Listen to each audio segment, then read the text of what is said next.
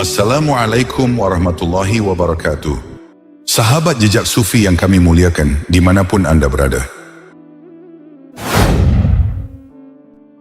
Di tengah padang pasir yang keras dan berbatu, di wilayah tempat kaum Samud mendirikan rumah-rumah mereka dari tebing batu, hiduplah seorang lelaki bernama Kanuk. Ia dikenal luas di kaumnya sebagai penjaga dan pengurus berhala. Sosok yang setia menyalakan dupa, membersihkan patung-patung batu, dan memimpin ritual persembahan kepada sesembahan yang mereka anggap sakral. Dalam pandangan manusia, Kanuk adalah bagian penting dari tradisi kaum Samud. Seseorang yang kukuh memegang kepercayaan nenek moyangnya, tak tergoyahkan oleh keraguan. Namun di balik semua itu, takdir Allah Subhanahu wa Ta'ala telah tertulis dengan cara yang tak terjangkau oleh akal manusia. Suatu ketika, Allah Subhanahu wa Ta'ala mengabarkan kepada Kanuk sebuah kabar yang menggetarkan langit dan bumi. Dari keturunannya akan lahir seorang nabi, seorang utusan yang akan menyeru kaumnya kepada tauhid, yakni penyembahan hanya kepada Allah Subhanahu wa Ta'ala. Kabar itu bukan sekadar janji, melainkan ketetapan ilahi yang tak mungkin diingkari. Dari seorang pengurus berhala akan lahir cahaya kenabian yang kelak mengguncang keyakinan kaum Samud.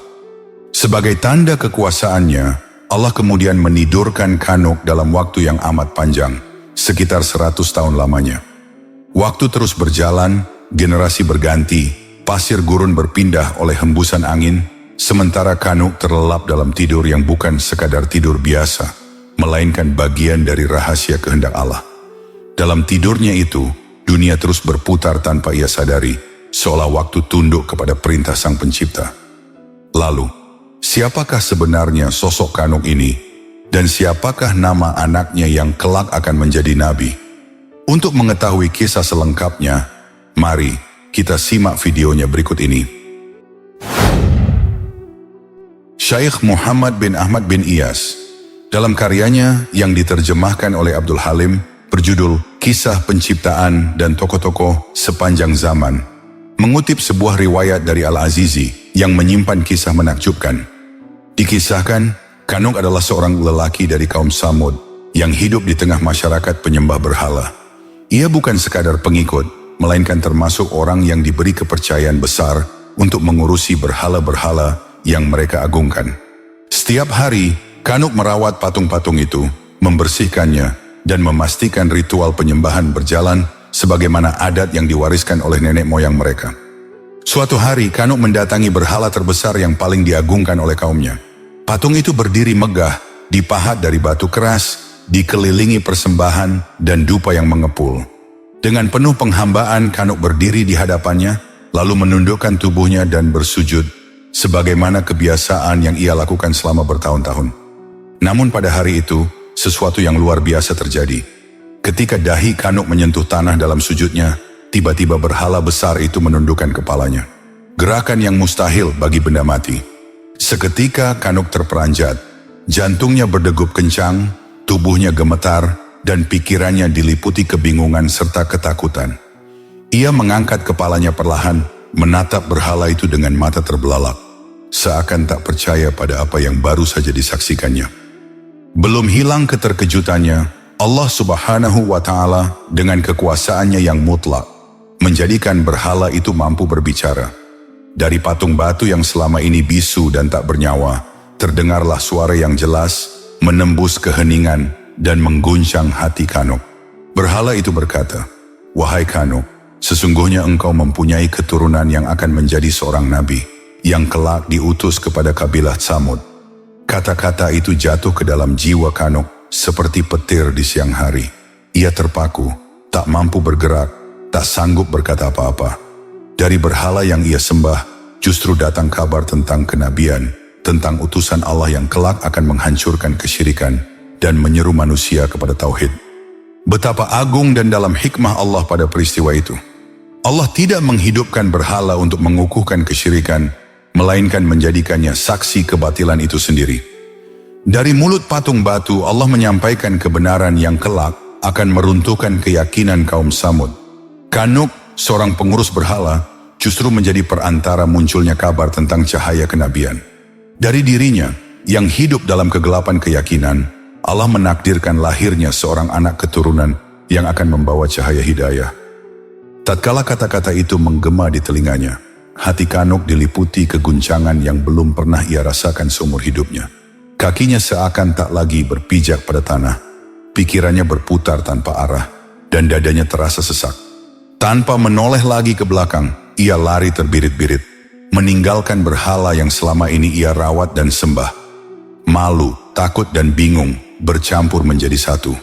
Ia tak tahu apakah harus mempercayai apa yang didengarnya, atau justru melarikan diri dari kenyataan yang terlalu besar untuk ia terima. Hari pun berganti malam, saat gelap menyelimuti bumi dan keheningan turun bersama dinginnya angin gurun. Allah Subhanahu wa Ta'ala dengan rahmat dan kekuasaannya mengutus seorang malaikat kepada Kanuk. Malaikat itu tidak datang dalam rupa manusia, melainkan menjelma seekor burung, makhluk yang ringan, lembut, dan tenang, seakan menjadi penawar bagi jiwa Kanuk yang porak-poranda. Burung itu mendekati Kanuk dengan penuh ketenangan. Dengan izin Allah, ia membawa Kanuk terbang menjauh dari tempat ketakutan, menjauh dari hiruk-pikuk kaumnya, menuju sebuah tempat yang belum pernah ia kenal sebelumnya. Angin malam berdesir lembut, bintang-bintang bertaburan di langit, dan Kanuk terlelap dalam perjalanan itu, seolah hatinya ditenangkan oleh sentuhan takdir. Ketika burung itu menurunkannya, Kanuk berada di sebuah lembah yang luas dan menenangkan. Lembah itu dipenuhi pepohonan yang rimbun, daunnya berdesir pelan tertiup angin, dan di antara tanahnya mengalir air yang jernih, sejuk dan menyegarkan. Tempat itu bagaikan oasis di tengah padang pasir, seolah Allah Subhanahu wa Ta'ala sengaja menyiapkannya sebagai tempat perenungan dan perlindungan. Saat fajar menyingsing dan cahaya pagi menyentuh bumi, Kanuk terbangun dari tidurnya. Ia membuka mata dengan perasaan asing, tenang namun penuh tanya. Udara pagi terasa segar, jauh berbeda dari panas dan debu tempat asalnya. Ia bangkit, menatap sekeliling lembah itu, lalu berjalan perlahan, menyusuri pepohonan dan aliran air, membiarkan pikirannya larut dalam keheningan. Dalam perjalanannya, pandangannya tertuju pada sebuah gunung yang tinggi dan menjulang, berdiri kokoh di tepi lembah. Gunung itu tampak sunyi dan agung, seolah menyimpan rahasia yang telah lama tersembunyi. Di salah satu sisinya, Kanuk melihat sebuah gua, mulutnya gelap namun memancarkan rasa aman bagi siapapun yang mendekat. Hatinya pun tergerak. Dengan langkah mantap namun penuh kehati-hatian, Kanuk berjalan menuju gunung itu. Setiap langkah terasa seperti menjauh dari masa lalunya dan mendekat pada sesuatu yang belum ia pahami. Sesampainya di kaki gunung, ia mendongak, menarik napas panjang, lalu memasuki gua tersebut. Di dalam gua itu, Kanuk menemukan kesunyian yang sempurna. Tak ada berhala, tak ada manusia, tak ada suara selain detak jantungnya sendiri. Di sanalah ia berdiam, merenung, dan mulai menyadari bahwa perjalanan yang ia tempuh bukanlah pelarian semata, melainkan bagian dari takdir hidupnya. Setelah Kanuk masuk ke dalam gua itu, kesunyian menyelimutinya sepenuhnya. Dinding batu yang dingin, udara yang lembab, dan gelap yang menenangkan, seolah memisahkannya dari dunia luar. Di tempat itulah, tanpa ia sadari, Allah membuatnya ke dalam tidur yang sangat panjang. Bukan tidur biasa, melainkan tidur takdir. Kanuk dibuat tertidur selama sekitar 100 tahun. Sementara waktu di luar terus berjalan tanpa menunggunya. Hari-hari berlalu, tahun berganti tahun. Dunia berubah, generasi berganti. Namun Kanuk tetap terlelap dalam penjagaan Allah Subhanahu wa Ta'ala, seolah waktu berhenti baginya. Hilangnya Kanuk secara tiba-tiba menimbulkan kegemparan besar di tengah kabilah Tsamud. Ia bukan orang biasa. Ia adalah pengurus berhala utama, sosok yang selama ini dipercaya menjaga sesembahan kaum itu. Ketika keberadaannya tak lagi diketahui, kegelisahan pun menyebar. Kemudian Raja kabilah Tsamud memerintahkan para pengawal dan pelayan istana untuk mencarinya. Setiap hari mereka menyusuri perkampungan, lembah dan padang pasir. Nama Kanuk dipanggil di pagi hari dan diulang saat senja. Mereka menelusuri jejak-jejak kaki, bertanya kepada setiap kafilah yang melintas, bahkan mendatangi tempat-tempat sunyi yang jarang disinggahi manusia. namun pencarian itu selalu berakhir dengan kehampaan. Tak ada yang melihat Kanuk pergi, tak ada yang tahu di mana keberadaannya. Ia seakan lenyap di telan bumi, menghilang tanpa jejak, tanpa pesan, tanpa perpisahan. Hari demi hari berlalu, dan raja pun mulai menyadari bahwa Kanuk tidak akan kembali, setidaknya tidak dalam waktu yang dapat dijangkau oleh manusia. Akhirnya, demi menjaga kelangsungan ibadah berhala yang mereka agungkan, raja mengangkat seorang pelayan lain untuk menggantikan tugas Kanuk. Berhala-berhala kembali dibersihkan, dupa kembali dibakar, dan ritual kembali dilakukan seolah Kanuk tak pernah ada. Namun meski jabatan itu telah digantikan, bayang-bayang kehilangannya masih menyisakan tanda tanya yang tak terjawab. Berbeda dengan istana yang perlahan melupakan, rumah Kanuk justru tenggelam dalam duka yang mendalam. Sang istri yang masih tenggelam dalam kesedihan, setiap pagi menatap pintu dengan harapan Kanuk kembali. Dan setiap malam ia menutup hari dengan air mata. Ia menangis di siang hari, dan ratapannya menyertai sunyi malam. Tak ada kabar, tak ada jasad, tak ada kepastian. Hanya kehilangan yang menggantung di antara harapan dan putus asa. Ia tak tahu apakah suaminya masih hidup atau telah tiada. Ia tak tahu apakah harus berharap atau merelakan. Setiap helaan napasnya adalah doa. Setiap tetes air matanya adalah penyerahan diri kepada takdir. 100 tahun sudah ia berdiri dalam penantian yang panjang. Namun bagi hatinya, kehilangan itu terasa seolah baru terjadi kemarin. Hingga pada suatu malam yang sunyi, ketika langit tampak gelap dan bintang-bintang berkelip redup, istri Kanuk kembali larut dalam tangisnya. Air mata telah menjadi sahabat setianya selama bertahun-tahun. Di tengah isaknya, tiba-tiba terdengar suara kicauan seekor burung gagak di atas pintu rumahnya. Istri Kanuk pun terdiam. Ia mengangkat kepala mendengarkan dengan saksama. Ada sesuatu yang aneh. Kicauan itu terdengar indah dan merdu, jauh berbeda dari suara burung gagak yang selama ini dikenal serak dan menyeramkan. Keheningan malam seolah terbelah oleh lantunan suara yang lembut, menenangkan hati yang terluka. Dengan langkah perlahan, ia menghampiri pintu. Pandangannya tertuju pada seekor burung gagak yang bertengger tenang, matanya berkilau dalam cahaya rembulan. Rasa heran bercampur kagum memenuhi dadanya. Tanpa sadar, ia pun berkata dengan suara lirih, "Hai burung, betapa indah suaramu." Belum sempat keheranannya sirna, ia kembali dikejutkan oleh sesuatu yang jauh lebih menakjubkan. Dengan izin Allah Subhanahu wa Ta'ala, burung gagak itu berbicara kepadanya. Dengan suara yang jelas dan penuh wibawa, burung itu berkata, "Aku adalah burung yang telah diutus oleh Allah kepada Qabil bin Adam setelah ia membunuh saudaranya, Habil, agar aku memperlihatkan kepadanya bagaimana seharusnya ia menguburkan jasad saudaranya." Mendengar itu, tubuh istri Kanuk gemetar, napasnya tertahan. Ia menyadari bahwa ia sedang berhadapan dengan makhluk yang membawa sejarah besar umat manusia, saksi awal tragedi kelam di muka bumi. Burung itu kemudian melanjutkan, "Apakah gerangan yang membuatmu terus menangis?" Dengan suara parau dan hati yang remuk, istri Kanuk menjawab, "Sudah 100 tahun suamiku hilang, dan aku tidak mengetahui di mana keberadaannya."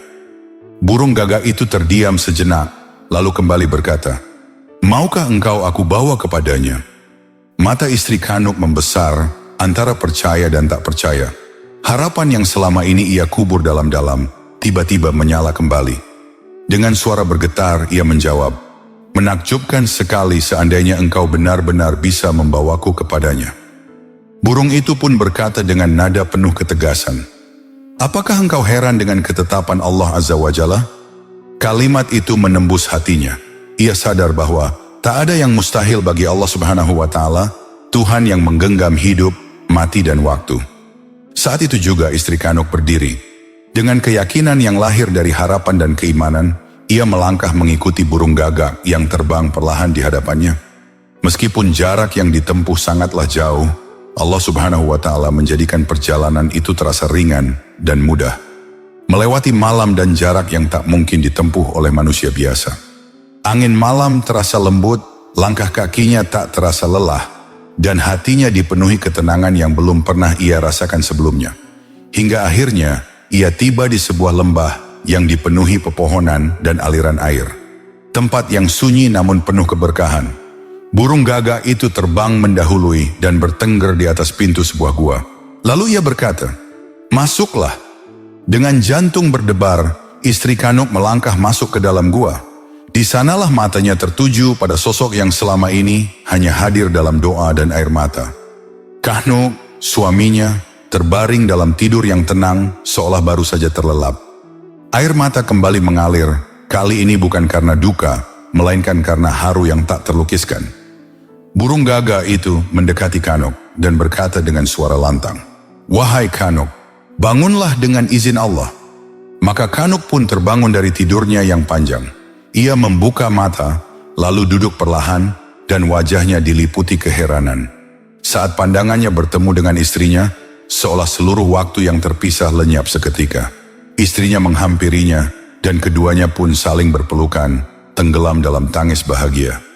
100 tahun penantian, doa, dan kesabaran terbayar dalam satu pertemuan yang dipenuhi rahmat ilahi.